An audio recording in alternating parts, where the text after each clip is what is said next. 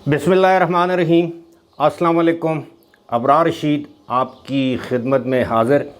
और आपसे दरख्वास्त कि अगर अभी तक आपने चैनल को सब्सक्राइब नहीं किया तो सब्सक्राइब कर लीजिए। जो बेल आइकन या घंटी का बटन है उसको ज़रूर प्रेस कीजिएगा और अगर आपको वीडियो पसंद आए तो लाइक का बटन दबाना मत भूलिएगा। आपका बहुत बहुत शुक्रिया। मेरे लिए ये इम्पॉर्टेंट नहीं कि जस्टिस काजी फ़ायज़ ईसा को सुप्रीम कोर्ट का चीफ़ जस्टिस बनाने के लिए सदर मुमलिकत ने समरी पर दस्तखत कर दिए हैं और अब वो 2 महीने पहले ही यानी कानूनी लिहाज से पाकिस्तान के चीफ़ जस्टिस मुकर्रर हो चुके हैं। मेरे लिए ये भी इम्पॉर्टेंट नहीं कि इमरान ख़ान का नाकाबिले ज़मानत वारंट गिरफ़्तारी जारी हो चुका है और उन्हें किसी वक्त भी गिरफ़्तार किया जा सकता है। मेरे लिए ये भी इम्पॉर्टेंट नहीं कि चौधरी परवेज़ इलाही को आज अदालत में पेश किया गया,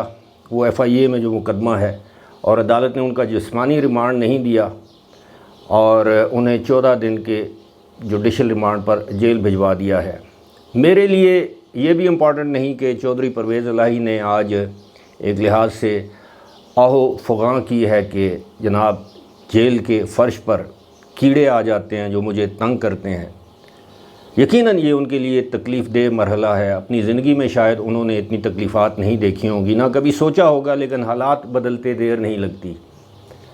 मेरे लिए एक और चीज़ इम्पॉर्टेंट है जिसको अभी आप को मैं ये अर्ज़ कर सकता हूँ कि प्रोजेक्ट 2035 का जो प्रोजेक्ट या विज़न आप कह लें, मैं इस पर बात करूँगा कि ये क्यों इम्पॉर्टेंट है। लेकिन उससे पहले जस्टिस काजी फ़ायज़ ईसा को सदर बनाने के लिए सदर मुमलिकत ने असम्बली पर दस्तखत कर दिए हैं जो हुकूमत ने मूव की थी, और ये असम्बली के तहत अब जस्टिस काजी फ़ायज़ ईसा 17 सितंबर को अपने ओहदे का हल्फ उठाएंगे और 16 सितंबर को मौजूदा चीफ़ जस्टिस उमर अता बंदयाल बतौर चीफ़ जस्टिस या बतौर सुप्रीम कोर्ट के जज रुखसत हो जाएंगे। तारीख़ में उनका नाम कैसे लिखा जाएगा ये तारीख़ बताएगी, लेकिन ये ऐसी तारीख़ है जिसकी प्रेडिक्शन हम कर सकते हैं कि तारीख़ में उनका नाम उन जजों की फ़हरिस्त में शामिल होगा जिनके सुप्रीम कोर्ट के हवाले से जिनकी खिदमात नहीं है बल्कि स्याह फ़ैसले हैं उनके, जिस तरह साकिब निसार, इफ्तिखार मोहम्मद चौधरी, जस्टिस गुलजार, आसफ़ सईद खोसा और बहुत से हैं। लेकिन इम्पॉर्टेंट बात यह है कि सदर मुमलिकत ने ये समरी जो है उस पर दस्तखत की हैं, इस समरी को रोका नहीं है। और दिलचस्प बात यह है कि सदर मुमलिकत की जो ऑफिशियल रिटायरमेंट डेट है वो 8 सितंबर की है। मुमकिन है अगर इलेक्शन ना हुए तो वो कायम मुकाम सदर के ओहदे पर रहें, पता नहीं आइन में इसकी गुंजाइश है या नहीं। लेकिन इससे भी दिलचस्प 2-3 बातें हैं जो इम्पॉर्टेंट हैं। जब मैंने कहा था कि मेरे लिए ये आम नहीं कि काजी फ़ायज़ ईसा अगर 2 महीने नोटिफिकेशन ना होता तो 2 महीने या 1 महीने बाद हो जाता। इम्पॉर्टेंट बात यह है कि ये वही काजी फ़ायज़ ईसा हैं जिनके ख़िलाफ़ रेफरेंस जो है, अगर आपको याद हो, सुप्रीम जुडिशल काउंसिल में सदर मुमलिकत ने अपने दस्तखतों से रेफरेंस भेजा था, आपको याद होगा। मेरे लिए इम्पॉर्टेंट ये है कि ये वही सदर मुमलिकत हैं आरिफ अलवी जिन्होंने वो, अगर आपको याद हो, तो अप्रैल में कौमी असम्बली को तहलील करने का ऐलान किया था, जिसको बाद में सुप्रीम कोर्ट ने कालअदम करार दिया था। एक गैर आइनी इक़दाम था जो उन्होंने किया, और मेरे लिए ये इसलिए भी अहम है कि ये वही सदर मुमलिकत हैं जिन्होंने वज़ीर आज़म और वफाकी काबीना से उनके ओहदे का हल्फ लेने से इनकार कर दिया था। मेरे लिए ये इम्पॉर्टेंट है कि ये वही सदर मुमलिकत हैं जिन्होंने मुतअद्दिद समरियाँ जो हैं उन पर दस्तखत नहीं किए, वापस करते रहे और बिलाखिर वो खुद ही खुद कानून का हिस्सा या आइन का हिस्सा बन गई। ऐसा क्यों है कि सदा बादशाही अल्लाह ताला की ज़ात की है, इंसान आते हैं जाते हैं। तो ये अब सदर मुमलिकत को भी मालूम है कि जब वो ओहदे पर नहीं रहेंगे तो उनके ख़िलाफ़ बहुत से मुकदमात या बहुत से ऐसे इल्ज़ामात हैं जिनके तहत मुकदमात चलाए जा सकते हैं। वक्त बताएगा मुकदमात चलते हैं नहीं चलते। बाकी मैंने जो बात की कि मेरे लिए इम्पॉर्टेंट नहीं है कि इमरान ख़ान गिरफ़्तार होते हैं नहीं होते। मेरे लिए इस वक्त इम्पॉर्टेंट बात है प्रोजेक्ट या विज़न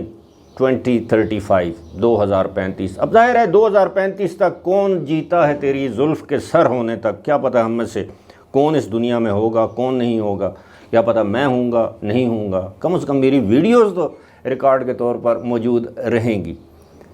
اب یہ جو صورتحال ہے وہ 2035 یا 2035 جیسے آپ کہہ لیں، اس کے تحت جو منصوبہ سازوں نے جو منصوبہ بنایا اور مکمل ہوم ورک کے ساتھ وہ یہ ہے کہ 2035 تک پاکستان کی اکانومی یا انویسٹمنٹ کی سرمایہ کاری جو ہے وہ $1 ٹریلین 1 کھرب ڈالر کی ہو جائے گی۔ جو کہتے ہیں ان کے منہ میں گھی شکر، ان کا منہ مبارک، میرے منہ میں گھی شکر، پاکستانی قوم کے منہ میں گھی شکر، اللہ کرے ایسا ہی ہو، اگر ایسا نہ ہوا ہے تو یہ پاکستان کی بڑی بدقسمتی ہوگی۔ لیکن اگر یہ ویژن سوچ لیا گیا ہے، اس کے خد و خال طے ہو چکے ہیں، اور جس طرح دعویٰ کیا جا رہا ہے کہ آئندہ 5 سالوں میں $112 بلین کی انویسٹمنٹ آ جائے گی، اور آئندہ 3 مہینے میں ابتدائی طور پر $22 سے $25 بلین پاکستان میں سرمایہ کاری ہو جائے گی، تو پھر آپ ذرا سوچئے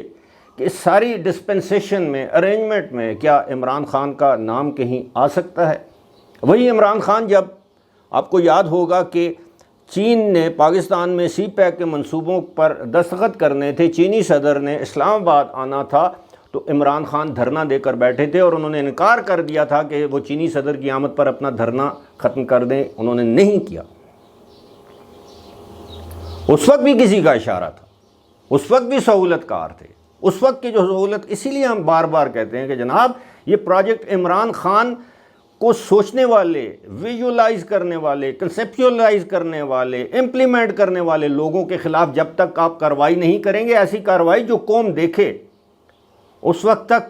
کوئی آپ کی بات پر یقین نہیں کرے گا۔ حکومت کمزور ہو یا طاقتور ہو، ادارے کمزور ہوں یا طاقتور ہوں، جب تک آپ یہ کام نہیں کریں گے قوم کو یقین نہیں آئے گا۔ وہی عمران خان جب اقتدار میں آئے تو انہوں نے سی پیک کو لپیٹ کے رکھ دیا۔ وہی عمران خان جو امریکہ کو گالیاں دے رہے تھے، آج یورپی یونین کو گالیاں دے رہے تھے، مغربی ممالک کو گالیاں دے رہے تھے۔ گالیوں سے مراد یہ نہیں کہ ماں بہن، اپنی نجی محفلوں میں تو وہ دیتے تھے ماں بہن کی گالیاں بھی، یہ ان کی عادت ہے، لیکن برا بھلا کہہ رہے تھے۔ آج وہی امریکہ ان کی پشت پر کھڑا ہے اس لیے کہ سی پیک کو ختم کیا جائے، سعودی عرب، ایران، چائنا کے ساتھ تعلقات قائم نہ کیے جائیں۔ باقی دو تو میں اب بھی سمجھتا ہوں امریکہ کے تو پھیلی ہیں، UAE ہو گیا، قطر ہو گیا، وہ تو جو، لیکن یہ سعودی عرب سے باہر نہیں ہو سکتے، یہ چین سے باہر نہیں ہو سکتے، قریب ہیں، ان کی بہت بڑی تجارت ہے چین کے ساتھ، یہ جن ممالک کا میں نے نام لیا ہے، ایران سمیت، یہاں تک کہ بھارت کے بہت بڑے تجارتی تعلقات ہیں چین کے ساتھ، باوجود اس کے کہ دونوں جانی دشمن ہیں ایک دوسرے کے۔ تو یہ جو آئندہ جو صورتحال بنے گی تو کیا، ایک تو یہ ہے 2035 میں، آج عمران خان اگر 71 سال کے ہیں تو اب اندازہ کیجئے 2035 میں کتنے سال رہ گئے ہیں، 6 اور 5 11، تو 82 سال ان کی عمر ہوگی۔ وہ مہاتیر محمد کی طرح 92 سال کی عمر میں کیا دوبارہ وزیر اعظم بنیں گے؟ تو یہ جو اب مستقبل کی جو پیش بندی کی جا رہی ہے، منصوبہ بندی کی جا رہی ہے، جس کو پروجیکٹ 2035 یا ویژن 2035 کہنا چاہیے، اور اس کے لیے میں نے جس طرح پہلے آپ سے عرض کیا ہے، بہت سے لوگوں سے ہماری بات بھی ہوئی ہے، میری بات ہوئی ہے، انہوں نے کہا کہ جناب ہم ہوا میں فائر نہیں کر رہے، ہم پر تنقید ہوتی رہی، لیکن بیک ڈور پر یہ تمام معاملات طے کیے جا رہے تھے، سعودی عرب کے ساتھ، اپنا بحرین کے ساتھ، UAE کے ساتھ، قطر کے ساتھ، چائنا کے ساتھ، ایران کے ساتھ، کہ جناب ہم نے مستقبل میں یہ کرنا ہے، اور انہوں نے وعدے کیے ہیں، اور ان ممالک کے ساتھ سرمایہ کاری، یعنی جسے کہتے ہیں نا پارٹنرشپ میں، اور کو کہتے ہیں کہ آپ سوچ نہیں سکتے کہ اگلے سال پاکستان کی معاشی صورتحال کیا ہوگی۔ جس طرح میں نے پہلے ایک ویڈیو میں ذکر کیا تھا کہ اس طرح اگر عمودی نہیں ہوگی تو کم از کم اس طرح ہوگی، پتہ نہیں اس کو ڈائیگنل کہتے ہیں، جو بھی اس کو کہتے ہیں، یہ اس کو خط کو، میں کوئی الجبرا میں، جیومیٹری میں کوئی اتنا اچھا، جیومیٹری میں میں اتنا اچھا طالب علم نہیں تھا، مجھے یہ نہیں پتا کہ، مجھے یہ پتا ہے کہ 90 اینگل کون سا ہوتا ہے، 180 ڈگری کون سا ہوتا ہے، مجھے میرا خیال ہے یہ تقریباً 45 اینگل بنتا ہے، بٹوین 0 اینڈ 90 جو اینگل بنتا ہے، اس سے پاکستان کی اکانومی اوپر جائے گی۔ اور یہ صورتحال جو ہے میں سمجھتا ہوں یہ پاکستانیوں کے لیے، اب پاکستانیوں میں سب شامل ہے، تحریک انصاف، نون، پیپلز پارٹی، مولانا فضل الرحمان، ہم سب پاکستان ہے تو ہم ہیں۔ پاکستان خوشحال ہوگا تو پاکستان کے پاسپورٹ کی پوری دنیا میں عزت ہوگی، پاکستانی لوگوں کی عزت ہوگی۔ یہ چھوٹے چھوٹے ملک خوشحال ہیں، ان کے پاسپورٹ دنیا کے طاقتور ترین پاسپورٹ گردانے جاتے ہیں، چاہے وہ UAE ہو، قطر ہو، سنگاپور ہو، سعودی عرب ہو۔ سعودی عرب کا اتنا سٹرانگ پاسپورٹ نہیں ہے، بہرحال اور بھی جو ممالک ہیں 50 60 لاکھ آبادی والے ملک ہیں۔ نیوزی لینڈ کو آپ دیکھ لیں، 50 یا 55 لاکھ آبادی ہے کل، وہ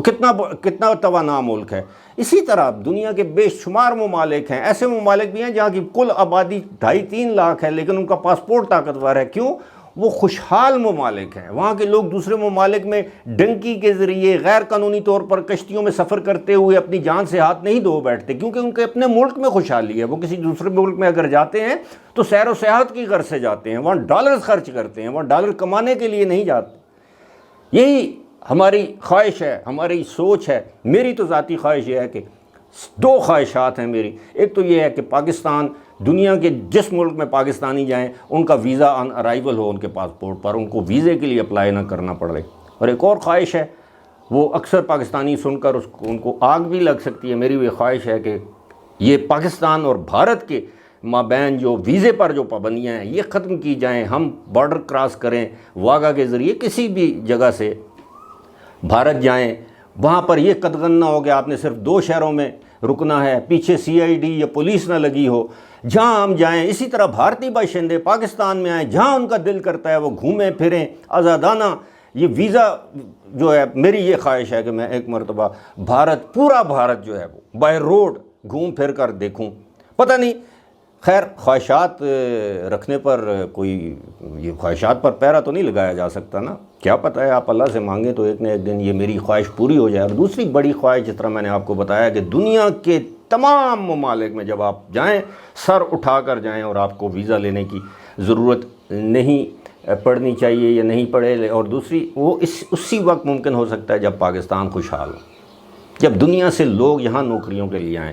اور پاکستان تب خوشحال ہوگا جب یہاں کے حکمران کسی بھی سیاسی جماعت کے ساتھ ہوں، وہ ایک مرتبہ اللہ کے حضور یہ وعدہ کر لیں، عہد کر لیں کہ کچھ بھی ہو جائے ہم نے حرام خوری نہیں کرنی، ہم نے رشوت نہیں لینی، ہم نے کمیشن نہیں کھانا، ہم نے پاکستان کا مال و زر نہیں لوٹنا۔ تو پھر دیکھیے پاکستان کس طرح ترقی کرتا ہے۔ فی الحال مجھے دیجیے اجازت، خدا حافظ۔